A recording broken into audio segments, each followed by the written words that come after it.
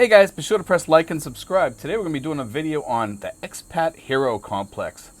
A subscriber wrote to me the other day and it was kind of interesting in the comment section, and I'm going to read it to you. And I'd like to get your view on what you think about this, because it's kind of interesting and it does have some truth to it, and I'm going to give my comments after I read it to you guys. But anyway, Hobbinger View wrote this.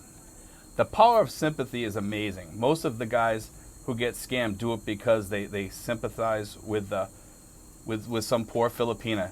It's the hero complex that a lot of guys have. I would bet that most of these guys that get scammed would never do such things for a woman in their own country. And it's probably true. As odd as it is, let's see, they're in a different culture, in a different country, even with different people than they are used to. There's something psychological that changes a person once they get off that airplane. That starts with the disorientation, or is it culture shock? Okay. I'll be honest. Let's see. I'll be honest. It hit me too. People there live on the edge between not being able to eat and getting sick and not being able to go to the hospital. The first thing they think is security and leveraging you for their security. It took a long time after 11 years of marriage to my Filipino wife for her to open up and tell the truth that this is what you walk into when you are there. Wow, that kind of says a lot right there. Most people in the Philippines live in insecurity and fear for basic survival. It's kind of true. And earn between $200 and $600 per month. You think that's easy? With their cultural obligations to support not just themselves but their families? Let's see. They're not really scammers, he says. They're survivalists. You would do the same if you carried their burdens. So be careful and wake up to the reality you're walking into. There are a lot of wonderful people there, but many are living in a circumstance of desperation.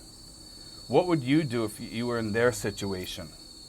So stay alert and live in reality when you're looking for the right gem in the mine. Least to bring home fool's gold. Wow. It says a lot right there. There is a lot of truth to that. That a lot of these girls are looking for somebody that can keep their family alive and for them to survive.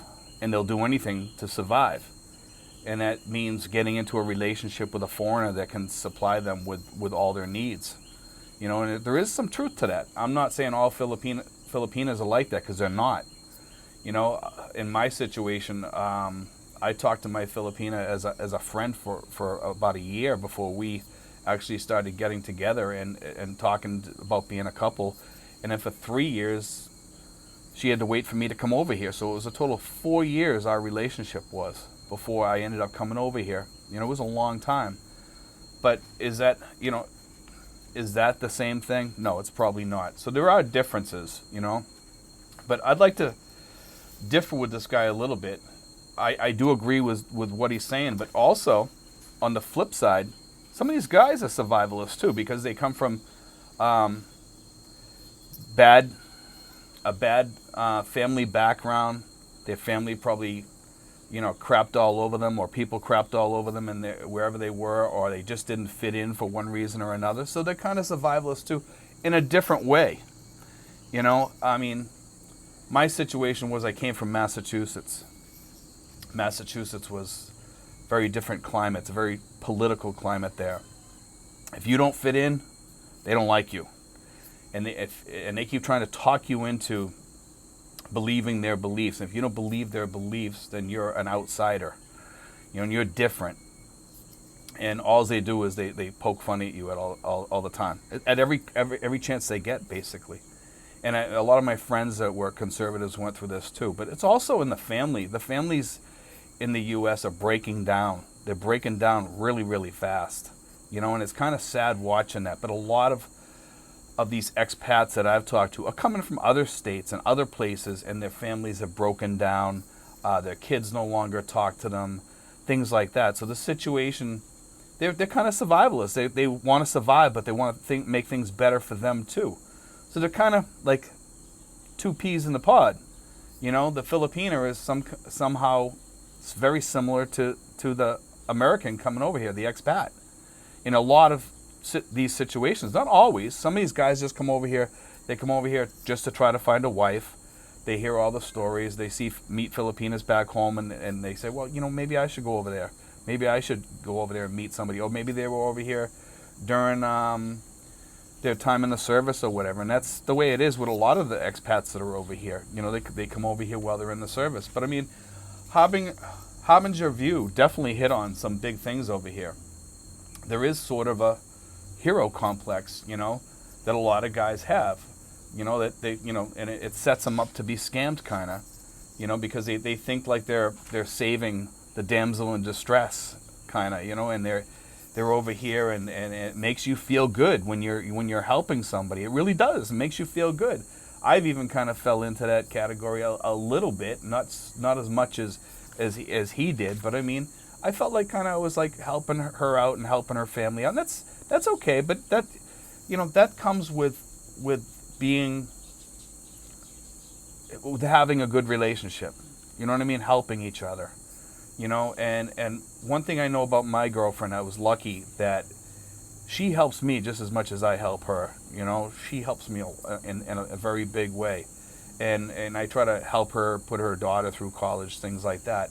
And I don't mind doing that because I have that opportunity. You know what I mean? I have the money available to do that, and I'm lucky enough that I can do that.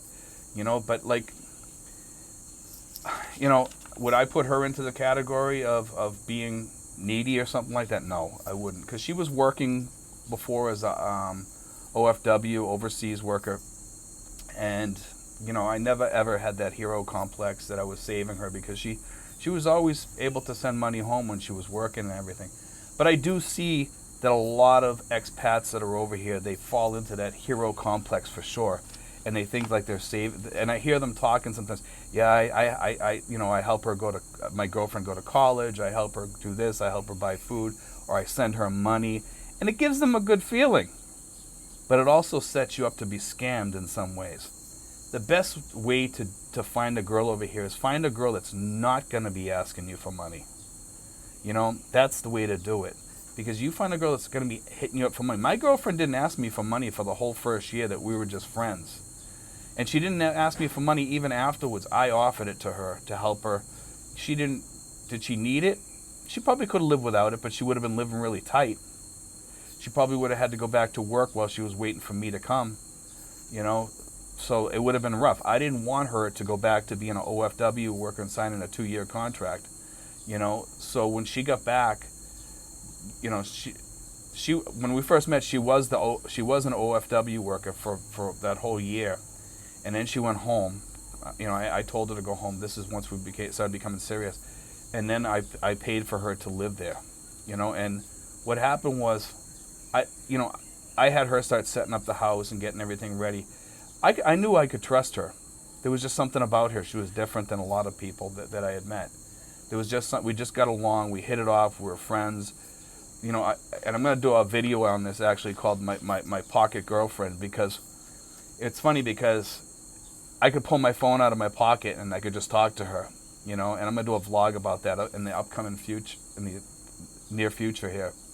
And I think you'll enjoy it, you know, but Harbinger View definitely hit on something here. And I'd like to hear your comments and your stories, you know, and do you think that your girlfriend did this or your wife did this here? Do you think that you fell into the hero complex? You know, some of you might, some of you might not. But it is an interesting take, you know. But anyway, guys, leave your comments on this one. Definitely. I'd like to hear them, you know. Thanks, guys. God bless. Take care.